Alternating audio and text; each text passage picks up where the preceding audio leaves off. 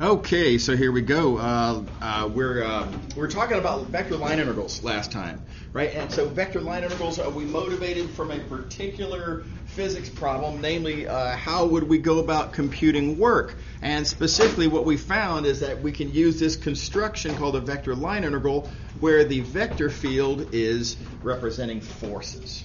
So said differently, if a vector field represents forces, then vector line integrals will represent work. Okay, so what I want to ask now is a different question, which is, okay, look, I mean, there's other things that we can do with vector fields. In addition to forces, we could represent fluid flows. Right? So specifically, a vector field could be the velocity of the fluid. Now there's no forces in the picture. Right? And if there's no forces involved, well, then this definitely doesn't represent work anymore. Right? So the question is, what does this represent? What is a vector line integral in this context of fluid flow? Okay, so it's a hard question. Very often when we compute things, we like to kind of have some physical intuition or sense for what it is that we're talking about first, and then the computation kind of, you start the computation on the basis of what you're interested in. Here we're kind of working backwards. So I'm going to sort of start, I'm going to start with the answer, but that's not really even quite true. I'm going to start with something related to the answer. And then the answer will kind of come out of what we conclude. So said differently, prepare for an odd, seemingly unmotivated question that we're going to address. And here it is. So we've got a curve. We're going to be interested in computing an integral on this curve, line integral on this curve. I'm going to presume that I have an area called A that is perpendicular to that curve. Doesn't really particularly matter what the shape is. If you want to think of it as being a disk, that's cool. Doesn't matter. And then I'm going to, mysteriously, I'm going to form this little tube-like region by kind of dragging that area along the curve. And that's going to make this sort of, like I say, it's kind of a tube of fluid. Okay. Oh, it's not contained, of course. Now, that said, given all this fluid in this little weird-shaped yellow region, what I'm going to be interested in, for no apparent reason, that will reveal itself later, but for the moment, no apparent reason, I want to ask this question. How much, in some sense, what is the total rate that the fluid is flowing along the curve? What an odd question. Why would I be interested in how much a fluid is flowing along a curve? Hard to come up with an answer. Side note is going to turn out there are really wonderful applications of this, but not what this course is about. Okay, so that said, and the oddity of the calculation acknowledged, let's dive in. And here we go. We're going to look at all of this fluid, one little piece at a time. So here's a little teeny tiny little piece of fluid, representing some little small ds along that curve. And I can talk about the extent to which it is flowing along the curve. Now, here's the thing. It's not actually flowing literally along the curve. It's flowing in some random direction given by the vector field. And, of course, the vector field can point whatever direction it wants to. It doesn't have to point exactly along the curve. So I am not actually going to be interested in the vector field itself, at least not directly.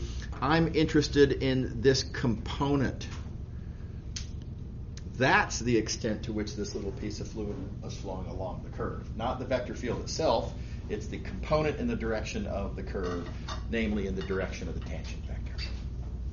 Okay, so we've got then a little piece of fluid.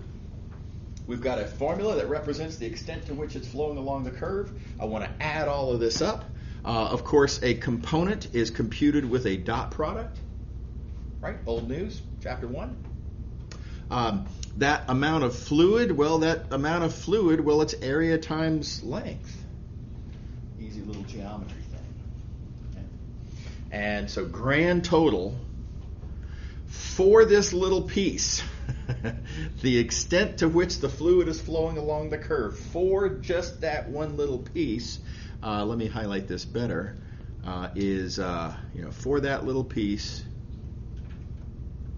this little formula down here tells me the answer. This is how much the fluid is flowing along the curve. Okay, what do I do with that? This was, of course, just a little piece. That's my dq. It's not actually what the question was asking, right? Because again, this is just for just a little bitty piece of the curve.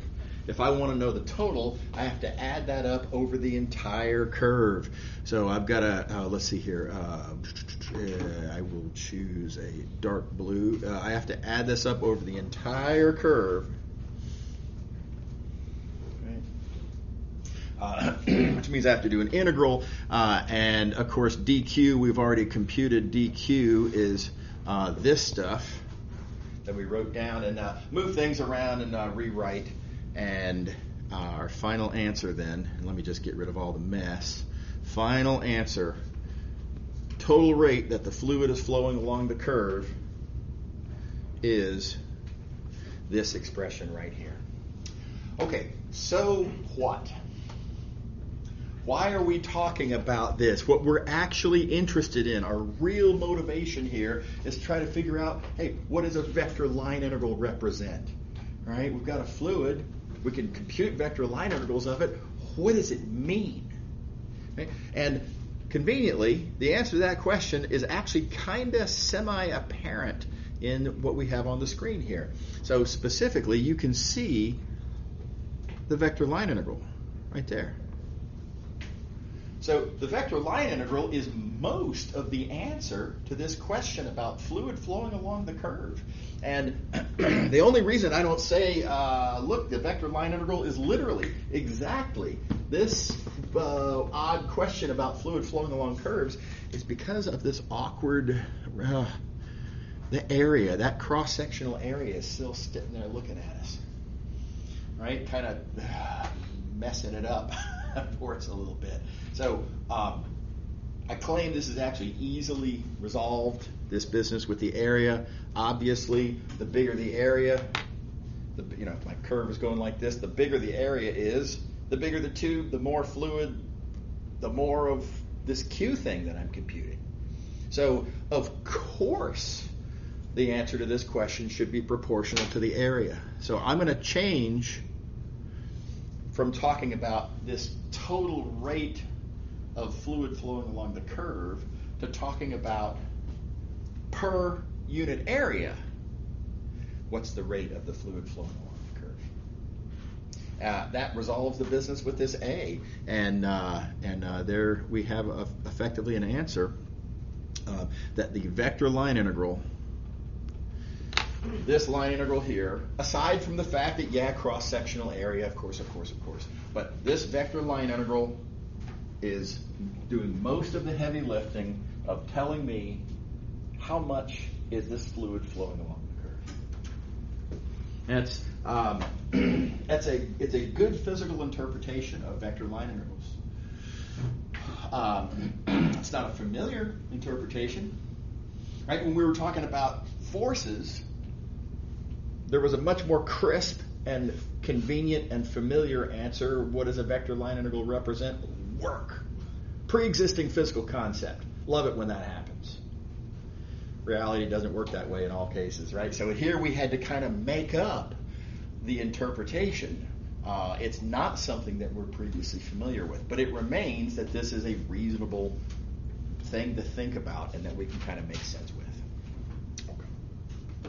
All right, so let me show you some examples. I'm going to show you these examples in the context of a special case. We're going to talk about what's called a closed curve. Closed curve just means that it starts and ends at the same point. Nice and simple. I think that's a reasonable, it closes up on itself, right? Okay. So when your domain is a closed curve, then we have a special term that we use to represent a vector line integral. In the case of a closed curve, a vector line integral is called circulation. It's going to take me a minute to motivate that. but that's the term. And now keep in mind, we already have an interpretation of vector line integrals, right? Again, this is in the context of fluid flows, so don't forget about forces. Vector line integrals represent the extent to which the field flows along the curve.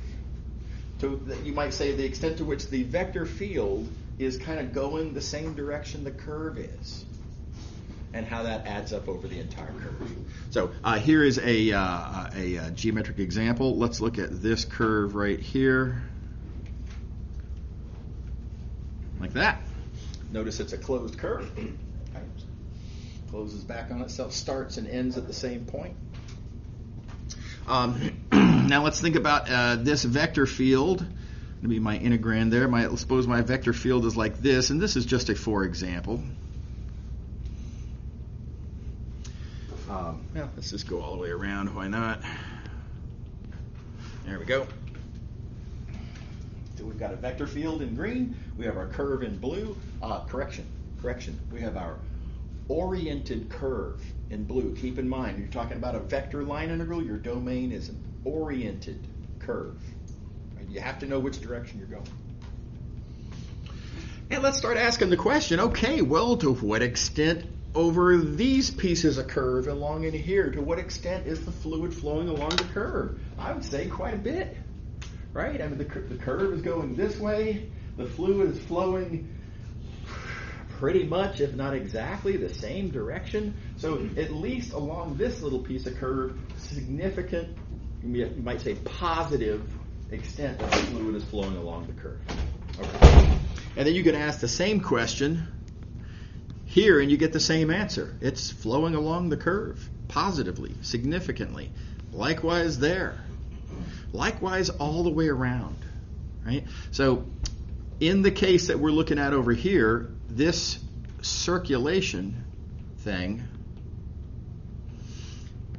I think would be reasonably understood to be positive. Everybody kind of buy the argument there, at least so far?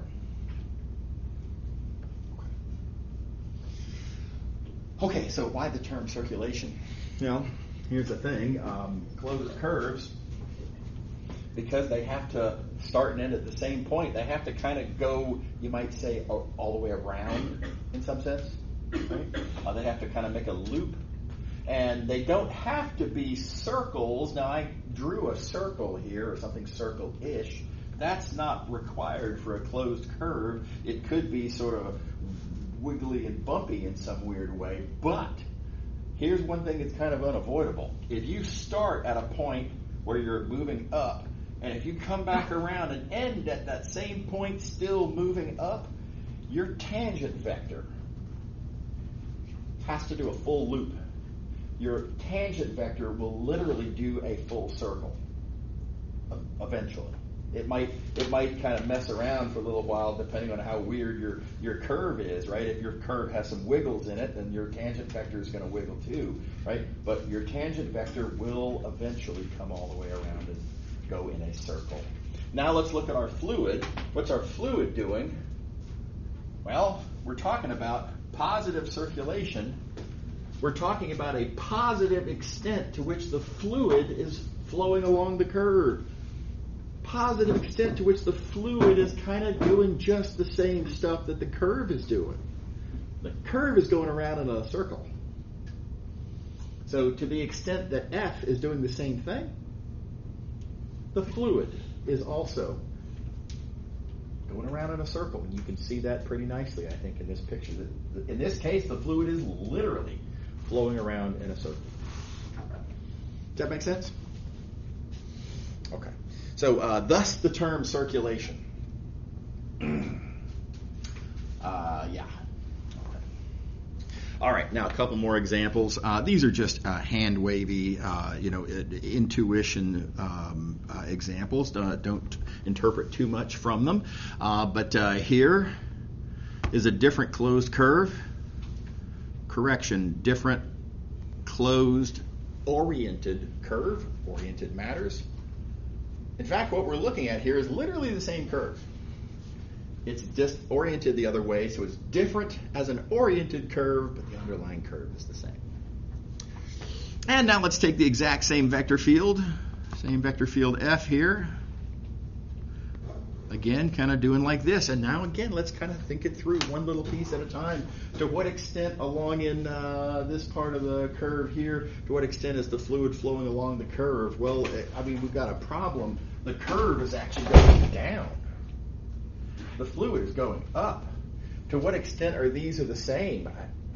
It's negative. Right? Certainly, this dot product would be negative. So we, along this little piece of curve, we're getting negative values, negative contributions to the line integral, and then ditto all the way around. Everywhere around the curve, the fluid is going one way, the curve is going the opposite way. And so you would expect, in this case, circulation around this oriented curve, oriented the other way, you would expect negative. Everybody happy? You can't always expect for the pictures to be this nice. I mean, here's just just another example back to counterclockwise, but you'll notice that I have this one offset significantly, offset to the right. So, what would I say about the circulation here? Well, in some places, like over here, the vector field is going opposite of the direction of the curve over on the left side, but it's going along positively in the same direction as the curve over on the right side. So we're going to have some positive, some negative, and as you add up over the entire curve, well, you can have some pluses and some minuses, and I don't know, it's not immediately clear how that's going to add up. Okay, so nevertheless, we could compute this line integral. And there is an answer to this question. There is a circulation. We just can't tell immediately from the picture what it's going to be. Okay. All right. Now, how do we visualize, or how do we, what does this have to do with the physical world? How do we think about circulation? And I have a preferred way of thinking about it. I hope you'll like this too. I like to entertain the question of a small object. Small, meaning it's not zero, but it's not huge. It's small enough that there's not enough room in there for much to happen. And I'm going to be able to be more precise about this later on. You'll totally understand what I mean by this either Wednesday or Friday. But for the moment, let me just say there's a sort of there's a consistency of sorts across that thing. And so looking at a small object, and keeping in mind that we're talking about a curve like this, again, oriented, and I'm going to let my small object be what's on the inside. In other words, I'm going to imagine computing circulation around the boundary of my, I like to think of a leaf floating in a river, something like that. Well, what do we think is going to happen to this leaf? There's water flowing this way on that side, and this way on that side, this way on that side. I got to tell you what I think is going to happen to this leaf. I think this leaf is going to be kind of spinning. Right? Plausible, right? So circulation kind of picks that up for us. It's a nice little interpretation. Let's see if I can fit this all on the screen. Well, I can't quite fit it on the screen. But circulation, being positive, suggests that this little leaf dropped into the river is going to be rotating around the same direction that boundary curve is.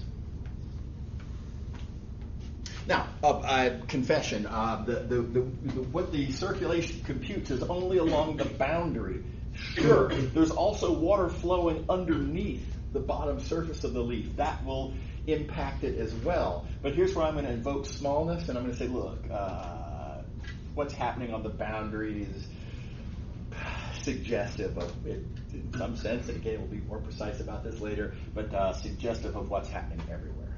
So the boundary giving you positive circulation, suggesting in this case a counterclockwise rotation. What's underneath is going to be telling us morally the same thing. again, details to follow Wednesday or Friday. Okay. All right, so I think this is a really nice interpretation, and I encourage you to let this be your sort of intuition for what circulation looks like physically. Okay, a couple of neato examples and other things. So starting with a neato example, sometimes you get lucky with geometry. I think this is a really useful thing to keep a lookout for. Y'all will remember I said a bunch of stuff about symmetry. Right? Symmetry will really save you a lot of pain on a lot of occasions. It's really powerful. Likewise, good luck with your geometry can make a tremendous difference. You can save yourselves terrible anguish by paying attention, keeping head on a swivel, always looking for these convenient opportunities where you just get lucky and stuff just works out. So here's an example. Let's talk about this curve right here. I've given you a parameterization here of sorts.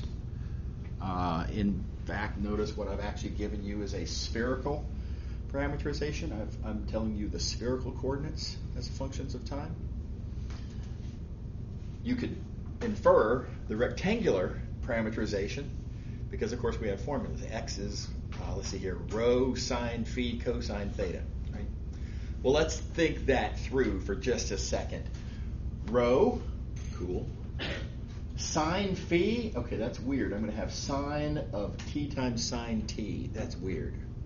That's a weird thing to try. I'm going to have to do integrals eventually. I'm not liking that, right? And then cosine theta. Oh gosh, now I'm going to have cosine of t squared e to the t. I'm already scared, right? And that's just my x, y, and my z. Notice my vector field. I'm going to be combining those further. This is going to be nasty. Intractable, probably. Okay. Yikes. Here's the thing, though. Look at this. Rho equals 1. That's the equation of a sphere centered at the origin, which I can draw pretty easily. And so my entire parameterization, whatever this thing is, weird and wiggly as though it may be, all of it is on this sphere. So this curve is entirely contained on the surface of the unit sphere. Is everybody on board so far? Okay. Now, neat fact, if you have a curve that's contained on the surface of the unit sphere, its differential, of course, points in just the direction, whatever direction the curve is pointing. Well, if you're always on the surface, then your tangent vectors are always going to be tangent to the surface. Now, that's a geometric appeal, right? If you're contained on the surface, I'm going to imagine an ant walking around on the surface of the table here, right? That ant's velocity vector will never be up. Right? He's moving on the surface. His velocity will always be parallel to the surface. Okay, so this dx vector here is always parallel to the sphere. Okay, now let's let me get rid of a bunch of this actually I can go ahead and do that too. Let's think now about this vector field. All right, well, that's a weird formula for a vector field. One thing you'll notice right away, though, is that it is a scalar multiple of the position vector. And the position vector is easy to draw. It's just, it's from the origin to wherever I'm at. That's your position vector x. This scalar multiple here, x squared y, varies quite a bit, but it's always a scalar, which means that the field vector is always a scalar multiple of the position vector. Weird scalar, again, fine, cool, not a problem. Still a multiple of that position vector. And now here's another geometric observation, important geometric observation. Spheres are special in that radii are always perpendicular to the surface. That's a unique feature of spheres centered at the origin, right? The radii are parallel to the surface. So that means that x is perpendicular to the surface. That means that f is perpendicular to the surface. So this f here, perpendicular to the surface. All right, is everybody on board? Okay, so it's all over but the shouting, believe it or not. Practically all over. In fact, let me get rid of that too. Because look what I'm actually interested in. I'm interested in this line integral, so I'm interested in f dot dx. I'm interested in the dot product of those two things, f and dx, one of which is parallel to the sphere, one of which is perpendicular to the sphere, and therefore they're perpendicular to each other. And if they're perpendicular to each other, then their dot product is 0, which means the line integral is 0, and I didn't have to deal with any ugly algebra at all. Can everybody see how that works? And this is not all that manufactured, maybe a little, right? But this kind of stuff happens. The world is full of round things. It just is. Especially, engineers. Y'all aren't making bicycles with square wheels, right? Circles and wheels and balls are just extremely natural, right? So this kind of stuff happens on a pretty regular basis. So please keep eyes peeled, head on a swivel, right? Always be looking out for super good luck that might come your way. To me, by the way, one of the dead giveaways that this was had potential to working out was right here where it says rho equals 1. Rho equals 1 means sphere. Sphere means awesome geometry. Right there, you should be thinking, oh my God, this could work out. Right? And please don't just always make the mistake of, taking a deep breath and plugging and chugging. Sometimes it just doesn't work out. Like in this case, I think this would be unthinkably inconvenient to work out directly. All right. Okay, neat fact. Okay, this next one is, I'm going to call this an obligation. I feel like I have to tell you this. It's kind of a weird thing for this course, but we've talked about the dx vector. Of course, you can write x prime in coordinates. You could multiply by dt one coordinate at a time. That's how you multiply a scalar times a vector. And then you can look at this thing down here and you can understand its coordinates one at a time. X prime dt, of course, naturally we would call that dx. And likewise, y prime dt is dy, z prime dt is dz. So a little bit of a weird calculation to go through, but the nice punchline is that the dx vector we can write in coordinates. Dx, dy, dz, pretty natural conclusion to come to. Okay. Now, supposing as well that your vector field can be written in coordinates. Of course it can. It's a vector field that has 3 coordinates. Okay. Well, with that established, let's think about our vector line integral. And of course, now I can take my vector field here and I can write its coordinates. And I can take my dx vector here and I can write its newly established coordinates. And then I can take this dot product and I can just straight up just dot it on out, write it all in terms of coordinates, right? And what we get when you just crank out that dot product is this expression over here on the right. And now let me again sort of get rid of all the mess here. What I have then is just kind of an alternative notation for a vector line integral.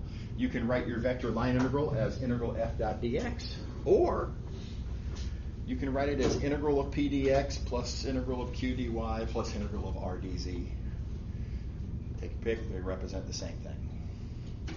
Notational alternative. Now, I have much to say about your choice between these two notations. Let me start on the bad news side. this one over here has some nice advantages that this new notation doesn't have. Looking at the vector field here, right? This F, it's a thing. It's natural. It's either a velocity of my fluid or it's a force. It's something physical, something natural, something that is intrinsic to the question.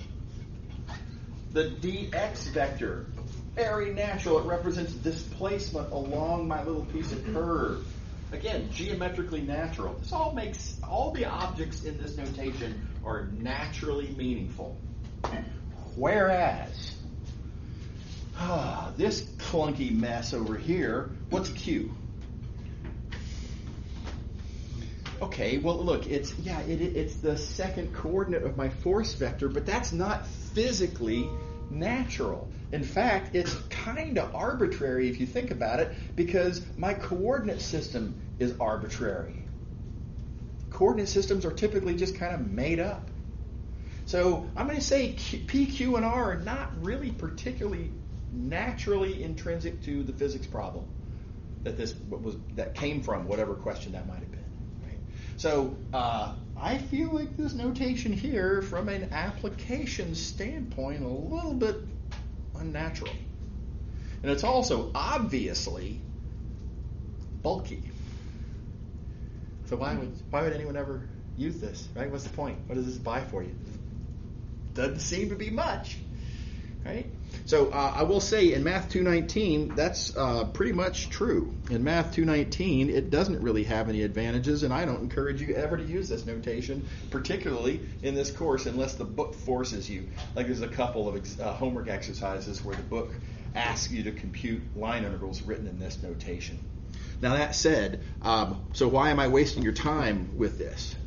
And there's two good answers. One is, in context well beyond this course, this is extremely natural and powerful. This is what, there are these things called differential forms. This is what differential forms look like, pretty much. There's some formalities that have to get said. But basically, this is a differential forms point of view on vector line integrals, and we're not going to cover that in this course. But that said, again, I think that there's I think cultural awareness is a good thing, and in math, differential forms are crazy powerful, super powerful. Ideas that stumped, historic powerhouses like Gauss, right? Got resolved by differential forms. This is a really powerful, really good stuff. Very, very good. Not to be poo-pooed, right? This is powerful ideas, very natural, very good stuff. Culturally speaking, I'm going to have to give it a win for this notation. And here's the other reason you need to know. As aware as many people are of all of this good stuff here, a lot of people like it. A lot of people just like this notation right here. So you're going to see this notation. Whether I like it or not, whether you like it or not, that's out there. It is in your future, right? And so when you encounter this notation, you need to know what to do with it. What does it all mean? And to say it again, when you see this notation, my advice, my suggestion of what you should do with it is just remember that the P, the Q, and the R, whatever it is that's multiplied by dx, dy, and dz, that's just telling you what your vector field is. Right? And likewise, this dx, dy, and dz, that's just code for the dx vector. Right? So whenever I see one of these things, right, outside of a differential forms context, I just think, oh, okay, well they're talking about that vector line integral.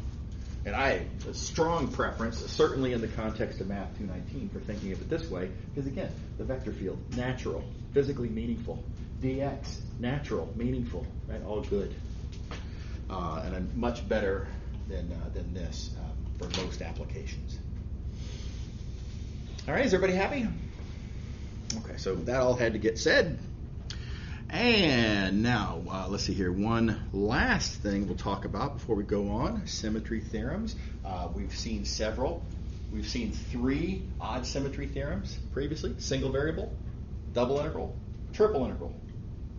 Odd symmetry theorems, appropriate interpretations of things like what does symmetry mean, depending on 2-dimensional or 3-dimensional or what have you. But they all pretty much look the same. And likewise for scalar line integrals, same. Notice the way I have this written on the page.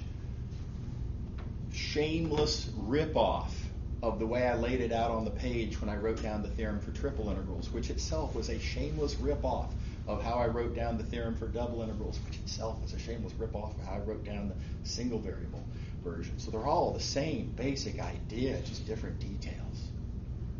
Right? So good news, we have a symmetry theorem, specifically odd symmetry theorem for scalar line integrals. And gotta love it. Here's the bad news. Doesn't work for vector line integrals. For vector line integrals, there is no odd symmetry theorem. It just doesn't work. It's a little bit mystifying at first glance. Why doesn't it work? So I do want to kind of try to give you an idea of why it doesn't work. Now, just to be clear, we're talking about vector line integrals. Odd symmetry is a reference to the integrand being the vector field F. Right? And so, okay, well, let's then, if this is going to work, if the vector field is going to be odd, then we just need to understand the dx vector and make sure that sort of the dx is the same on both sides, and then F being odd, we'd have a minus sign and cancellation and all that usual stuff. And the problem is it just doesn't work. There's your dx, TDS. The ds's, you can see right here, there's the ds. The ds's are the same on both sides, as they are supposed to be. Cool. But now look at the tangent vectors, these unit tangent vectors here, right? So we've got that unit tangent vector there. We've got this unit tangent vector there. And despite the symmetry of this curve, right? This curve is its own mirror image over this line. You'd think everything would just be perfect and work out, but look at the tangent vectors. They don't point the same direction. They don't even point opposite directions or something.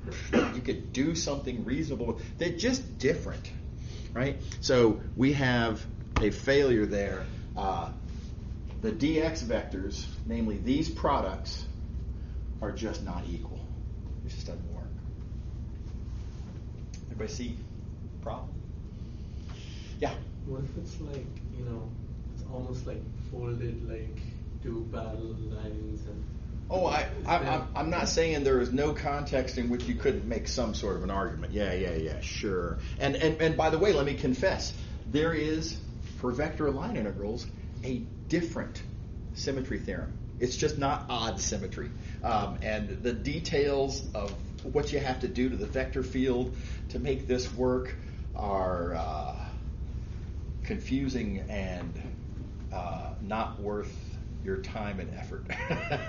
Right? And a few years ago, I was like, all right, let's see how this symmetry theorem works. And it was a long, confusing discussion. And technically, yeah, there's a version of a not odd symmetry. It's like a different kind of a thing. And it's just not worth it.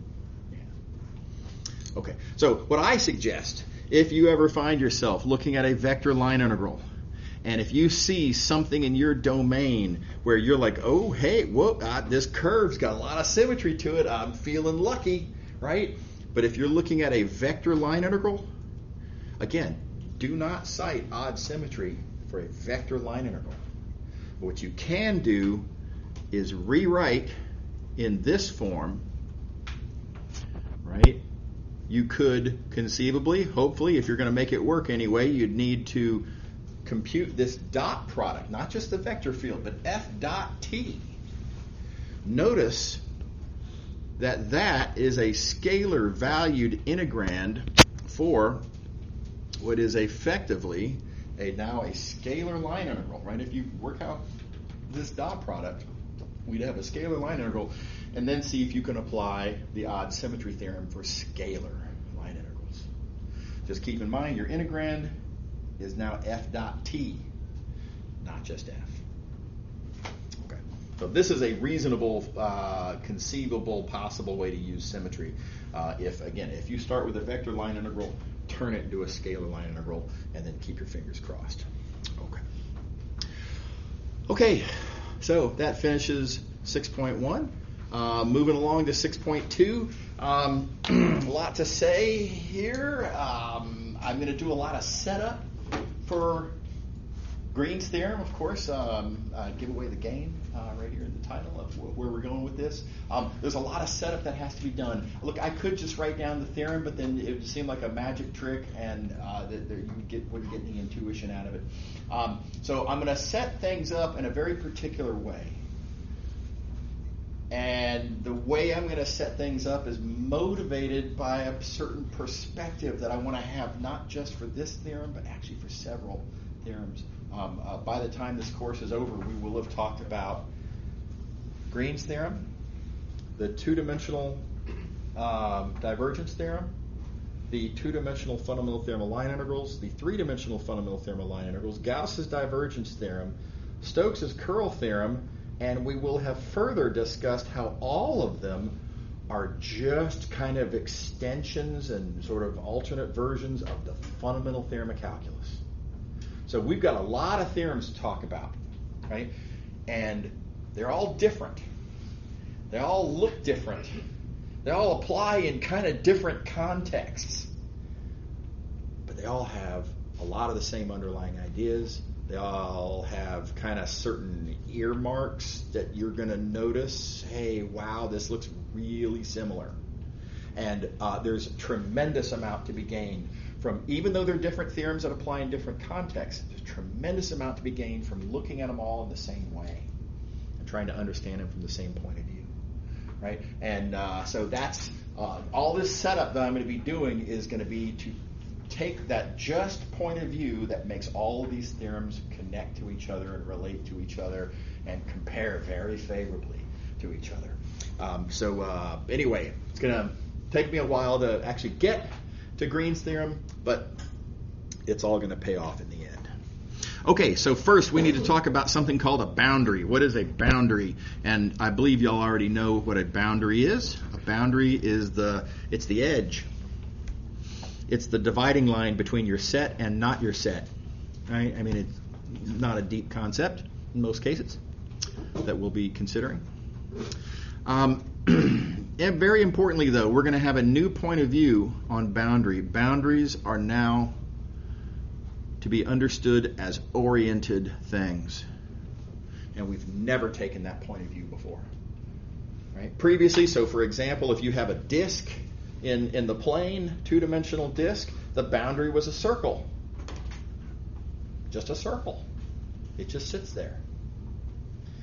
We're going to have to now understand the boundary of the disk as being an oriented circle. That we need to have an established convention of, wait a minute, you say boundary of your disk, you say it's a circle, but which way am I going on this circle? And there is a right answer and there's a wrong answer. We have to have an established standard of what do we mean by the orientation on the boundary curve. So, again, not optional. This is a really big deal. The word boundary, henceforth, is a reference to an oriented thing. The orientation is going to come from a standard convention. Okay. All right. Now, I want to emphasize this convention that describes the orientation. It's arbitrary. There's no magic behind what the convention is. 175 years ago, when this was first getting thought up, they could have made the opposite choice. That would have been fine. It wouldn't have mattered not one bit. But they didn't. Right? They made the choice the way they did, and now we're stuck with it. And frankly, there's nothing wrong with the choice that got made. But my point is, just because it's arbitrary doesn't mean it's meaningless. It is very important that we stick with it. So my favorite analogy on this, if you know any physics, about how atoms work. There's electrons and protons and neutrons and stuff, right? But electrons are negative, protons are positive. Why? They could have done it the other way, right? They could have had electrons, they could have called that a positive charge, and protons they could have called a negative charge. Everything would have been fine had they made those choices. But they didn't, right? And now we're stuck with it, and case could be made they made the wrong choice. And if you want to hear my spiel about why I think they made the wrong choice on electric charge, I'll be happy to explain it. But stick around after class. Anyway, the point is, it doesn't matter. It's arbitrary though it is. What is a positive charge and what is a negative charge is a standard, and we have to stick with it. So same deal here. So here's the rule. Arbitrary though it is, here is a piece of a two-dimensional region. In R2, by the way, we're going to start off just in 2 dimensions. This is just a piece of my region. Of course, it extends more, and the boundary's got to go sort of all the way around, but I just want to focus on a little small part of the region. Here's the boundary curve. No surprise. Again, the boundary is the edge. It's the dividing line between set and not set. Right? It's the border, maybe. Okay, which way do we go? What is the proper orientation on our boundary curve? The proper orientation. The way that you go, what you mean by which direction is the right direction along this curve, is whichever direction would put the region D on your left. The thing you're talking about the boundary of needs to be on your left. As you walk in the correct direction around your boundary curve, always region on your left, like my thumb here, right? That's harder than it looks. Does everybody see what I'm talking about? Okay. Why left? Why not right? It doesn't matter, right? But again, standard convention, things got set up this way, and now we're stuck. Okay. Now, notice, depending on what your region looks like, I mean, here's a different part of possibly the same region. Again, there's boundary curve. Which way do we go? Well, we have to go whichever way puts the region on my left. Now, this is my left as I walk which way? There's 2 different ways that I could walk. This is to my left if I'm walking that way. Right? So the orientation vector describing the orientation on the boundary curve, it's not that it always goes in a single direction, it's that it goes at any point on the boundary curve in whatever direction makes the region on your left. Okay, now here's a little piece of good news. If your region is what we call a simply connected region, like this, simply connected just means it doesn't have any holes in it. Then looking at the boundary, the correct direction to go on the boundary, conveniently, always counterclockwise. Very handy. And if you want to just remember this little shortcut, going around the outside of simply connected regions, the orientation is always counterclockwise. Totally fine, right? Not a problem. It is always counterclockwise. If it's a simply connected region and if you're going around the outside boundary. But check out this real world scenario. Again, there's nothing all that artificial about this. Perfectly plausible scenario. The boundary of this yellow region consists of separate chunks. And notice the correct direction on these inside chunks is clockwise, because that's the direction that you go to put the region on your left. So please don't put all your stock in this word counterclockwise. Not always counterclockwise. Again, easy counterexample. But it is true most of the time. But the real rule, region on your left. Okay. All right. So that's the convention. Is that a hand or No, okay. No, that's scratch away. I just wasn't sure.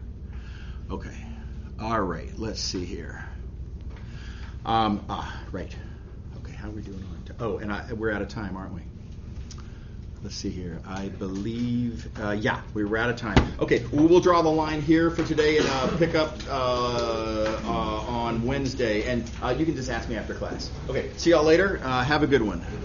Let me stop the recording.